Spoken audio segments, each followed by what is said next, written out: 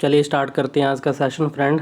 Topic है गति यानी कि मोशन, और गति के नियम से संबंधित इंपॉर्टेंट क्वेश्चन है आज की वीडियो में। फर्स्ट क्वेश्चन देखिए, गति के प्रथम नियम से संबंधित असत्य कथन कौन सा है। कोई वस्तु स्थिर है तो स्थिर अवस्था में रहेगी, अगर गतिमान है तो गतिमान अवस्था में रहेगी जब तक उस पर बाह्य बल कार्य न करे। ठीक है, तो यह है इसके जड़त्व का गुण, यानी कि हम प्रथम नियम को जड़त्व के नियम के नाम से भी जानते हैं, क्योंकि यहाँ क्या होता है कि यदि कोई वस्तु स्थिर अवस्था में है तो स्थिर अवस्था में रहेगी, और गतिमान अवस्था में है तो गतिमान अवस्था में रहेगी जब तक उस पर कोई बाह्य बल कार्य ना करे। यानी कि बाह्य बल का क्या करती है, ये विरोध करती है कोई वस्तु। ठीक है, तो ये जड़त्व के गुण के कारण ऐसा होता है। और बल क्या चीज़ है, वह कारक जिसके कारण वस्तु की स्थिति में क्या होता है, परिवर्तन होता है। नेक्स्ट ऑप्शन देखिए, जड़त्व जो है द्रव्यमान पर निर्भर करता है। बिल्कुल, मान लीजिए समान त्रिज्या की हमारे पास एक तो लोहे की गेंद है और एक रबर की गेंद है, तो वजन किसका ज़्यादा होगा, द्रव्यमान किसका ज़्यादा होगा, लोहे की गेंद का। तो हम कहेंगे जिसका द्रव्यमान ज़्यादा उसका जड़त्व भी क्या होता है, ज़्यादा होता है। गति के प्रथम नियम से बल की परिभाषा प्राप्त होती है। बिल्कुल, तो अभी तो हम कह रहे थे कि स्थिर अवस्था के लिए जो है और गतिमान अवस्था में जब तक रहेगी जब तक उसको कोई बाह्य बल कार्य ना करे।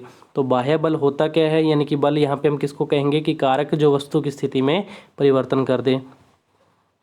यह नियम बताता है कि सभी वस्तुओं का जड़त्व बराबर होता है। तो ये कथन आपका क्वेश्चन के अकॉर्डिंग गलत है। इन्होंने कहा है कि जड़त्व बराबर रहता है, नहीं।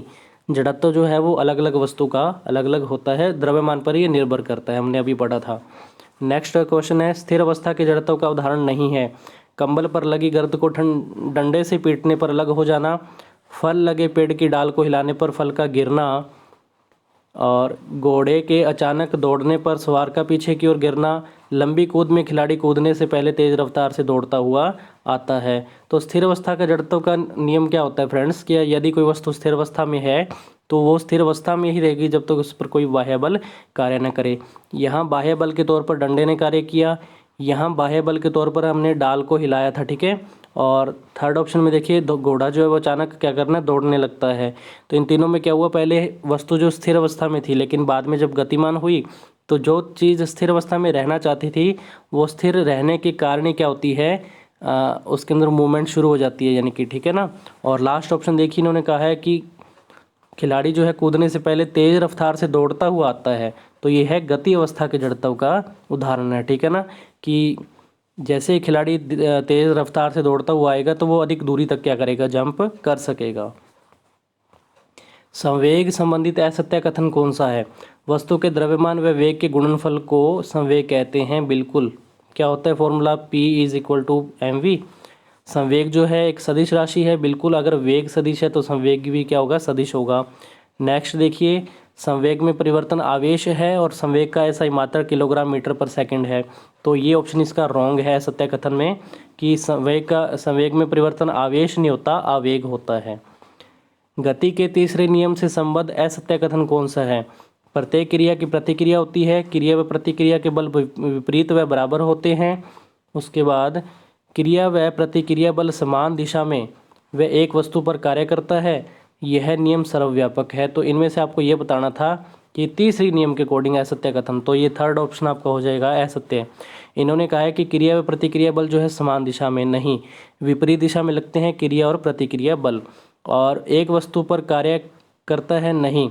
जो क्रिया और प्रतिक्रिया बल है ये दो अलग अलग वस्तुओं पर कार्य करता है। तो ये स्टेटमेंट रॉन्ग है इसकी। देखिए नेक्स्ट क्वेश्चन हमारे पास,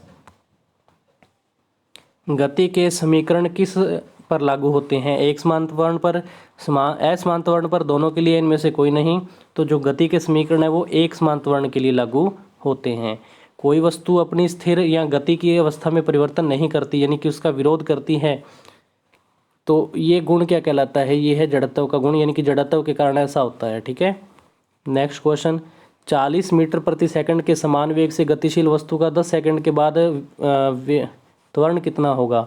तो त्वरण की परिभाषा हम जानते हैं फ्रेंड्स, क्या होती है, वेग में परिवर्तन, यानी कि अंतिम वेग माइनस क्या होता है, प्रारंभिक वेग, और उसमें हम समय का भाग लगाते हैं। लेकिन उन्होंने क्वेश्चन में दे रखा है समान वेग, तो जब वेग ही समान है तो वेग में तो परिवर्तन हो ही नहीं रहा, तो जब वेग में परिवर्तन नहीं होगा तो त्वरण क्या होगा, 0 मीटर पर सेकंड स्क्वायर होगा।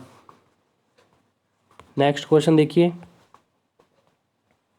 एक रेलगाड़ी 120 किलोमीटर प्रति घंटा के वेग से चल रही है, यह 30 मिनट में कितनी दूरी तय करेगी, आपको बताना है। ठीक है, देखिए इस क्वेश्चन को हम करते हैं। देखिए हम जानते हैं दूरी का सूत्र होता है चाल गुणा में समय। चाल आपको क्वेश्चन में दे रखी है 120 किलोमीटर प्रति घंटा और समय आपको 30 मिनट दे रखा है। तो इस 30 मिनट को हम घंटे में चेंज कर लेंगे, तो 30 मिनट को हम कहते हैं कि आधा घंटा, ठीक है ना। तो इसका जो आपका फाइनल आंसर रहेगा कट करने पर वो कितना आएगा, 60 किलोमीटर। दूरी को किलोमीटर में यहाँ पे हम मेज़र करेंगे, तो इसका आंसर रहेगा 60 किलोमीटर। देखिए तो इस क्वेश्चन का जो आपका आंसर है वो रहा 60 किलोमीटर।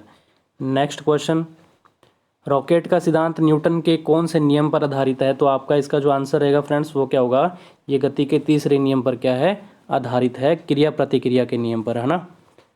नेक्स्ट, एक क्रिकेट का खिलाड़ी गेंद को पकड़ने के लिए अपना हाथ पीछे की ओर करता है।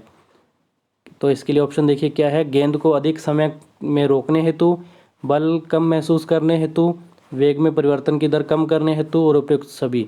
तो ये चारों के चारों कथन क्या है, इसमें तीनों कथन क्या है, सत्य है, तो इसका राइट आंसर हो जाएगा उपयुक्त सभी, ठीक है। तो ये थे इंपॉर्टेंट क्वेश्चन आपकी गति के नियम से संबंधित। मिलते हैं नेक्स्ट वीडियो में नए टॉपिक के साथ, तब तक के लिए धन्यवाद।